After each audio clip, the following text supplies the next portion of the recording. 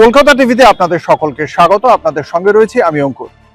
আজকে সংসদের নিম্নকক্ষ লোকসভায় পাশ হয়ে গেল পরীক্ষা সংক্রান্ত যে প্রশ্ন ফাঁস হয়ে গিয়েছিল তার প্রেক্ষিতে সেই যে আগের যে 2024 সালের যে আইন ছিল সেই আইনকে আরো কঠোর করে তার সংশোধন করে যে নতুন আইন সেই আইনটি পাশ হয়ে গেল এবং এই পরীক্ষা সংক্রান্ত প্রশ্ন ফাঁস সংক্রান্ত এই আইন পাশ হয়ে যাওয়ার ফলে আগামী দিনে শুধুমাত্র কেন্দ্রীয় সরকারের জন্য নয়, যে অন্যান্য রাজ্যের যে পরীক্ষা সেই পরীক্ষাগুলির ক্ষেত্রে গুরুত্বপূর্ণ একটি পদক্ষেপ, যে প্রশ্ন ফাঁসের সঙ্গে যে বা যারা যুক্ত থাকবে সেক্ষেত্রে সর্বোচ্চ 50 লক্ষ টাকা জরিমানার বন্দোবস্ত করা হয়েছে এবং সংগঠিতভাবে যদি এই অপরাধ করা হয় সেক্ষেত্রে 10 কোটি টাকা পর্যন্ত জরিমানা রয়েছে এবং সাজা হিসেবে 10 বছর কারাদণ্ড পর্যন্ত এই আইনের সংস্থান রয়েছে।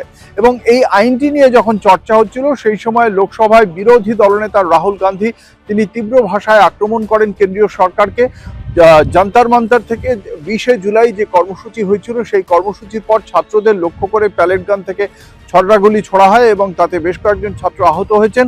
এই ছড়রাগুলি মারার বা সেই প্যালেট গান থেকে ফায়ার করার নির্দেশ কে দিয়েছিল তা জানতে চান রাহুল গান্ধী। বিরোধী দলনেতার অভিযোগ এ বিষয়ে কেন্দ্রীয় স্বরাষ্ট্রমন্ত্রী অমিত শাহ তিনি ফায়ার করার নির্দেশ দিয়ে থাকতে পারেন এবং সেই বিষয়ে যখন শাসক দলের পক্ষ থেকে সাংসদরা বলেন যে বিরোধী দলনেতা যে বক্তব্য রাখছেন তা সম্পূর্ণ অসত্য এবং এই বিষয়ে ম্যাজিস্ট্রেট সিদ্ধান্ত নেন, কোনো পুলিশের পক্ষ থেকে কেউ সিদ্ধান্ত নেয় না, সে কথাই বলা হয় কেন্দ্রীয় সরকারের পক্ষ থেকে অর্থাৎ শাসক দলের সাংসদদের পক্ষ থেকে।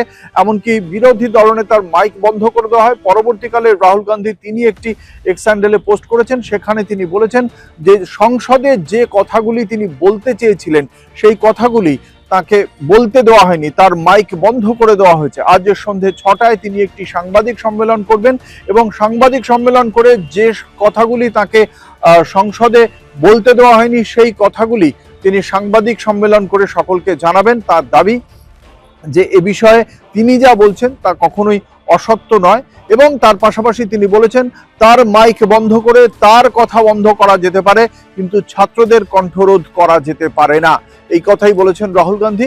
অর্থাৎ একটা বিষয় পরিষ্কার, 36 দিন আন্দোলনের পর ককরোচ জনতা পার্টির পক্ষ থেকে তারা যেমন তাদের 3টি দাবি বিষয়ে তারা খুব অনড় ছিলেন। এক হচ্ছে কেন্দ্রীয় শিক্ষামন্ত্রী হিসেবে ধর্মেন্দ্র প্রধানের পদত্যাগ, সেই পদত্যাগ তিনি করেছেন।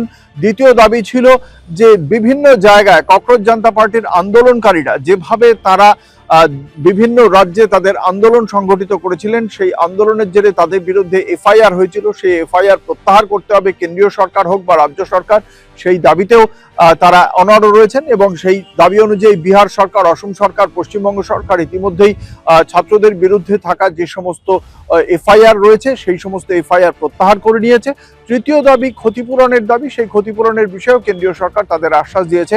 একদিকে এটা এবং অন্যদিকে কেন্দ্রীয় সরকারের পক্ষ থেকে বলা হয়েছে নতুন কঠোর আইন পেশ করা হলো। আজ লোকসভায় পাশ হয়েছে এই বিল, আগামীকাল রাজ্যসভায় পেশ করা হবে এই বিলটিকে এবং এই বিলের মাধ্যমে যে কোনো রাজ্যে প্রশ্নভাস সংক্রান্ত ঘটনা ঘটলে তার তদন্তে ফাস্ট ট্র্যাক কোর্টের মাধ্যমে 2 মাসের মধ্যে সাজা দেওয়ার বিষয়টিও বাধ্যতামূলক করা হয়েছে, যা অত্যন্ত গুরুত্বপূর্ণ বলেই মনে করা হচ্ছে শিক্ষা মহলের পক্ষ থেকে। দেখা যাক আগামীকাল রাজ্যসভায় এই বিলটি কতটা আন্দোলনের মুখে পড়ে, কতটা বিরোধীদের সমালোচনার মুখে পড়ে, নাকি রাজ্যসভায় পাশ করানোর ক্ষেত্রে সহজেই পাশ করাতে পারে কেন্দ্রের শাসক দল, সেদিকে আমাদের অবশ্যই নজর থাকবে এবং সেই বিষয়ে জানতে গেলে আপনাদের চোখ রাখতেই হবে কলকাতা টিভির পর্দায় রাত দিন 7 দিন।